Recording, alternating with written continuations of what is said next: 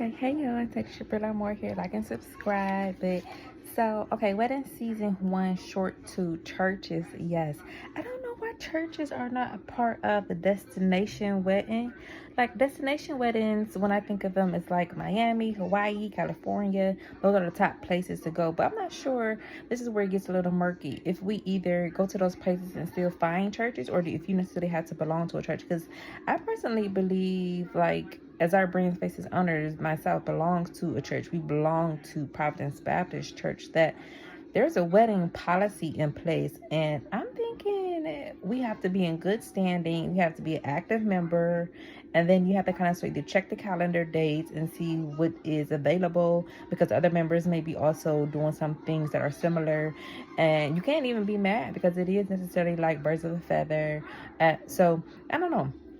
But I'm sure some of the churches are extremely beautiful. Like the cathedrals, the freaking stained sun window glasses and things like that are just beautiful, especially in the older type of churches, the historic churches, and have like the saints all around and things like that. So that is kind of nice to have like the churches to be decorated and things like that. So they are a bit different than like the sand, sunny beaches, seaside for the ocean type of vibe for the like a boho wedding, bohemian wedding.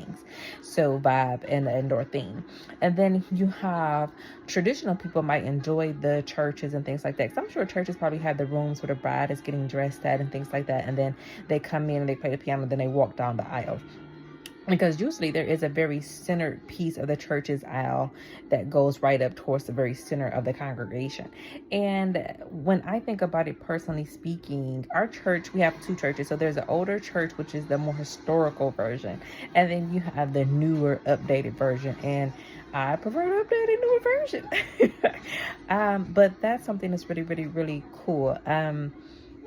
I kind of like that. And I was just thinking about this. I know this is kind of weird, but Beyonce as an example for the weddings is very unique, because it wasn't really wasn't really Beyonce's husband. It was more so on Beyonce's kind of spiritual, religious type of attitude and things like that. So I thought that was interesting, which I also feel is a little similar as well in my own experiences.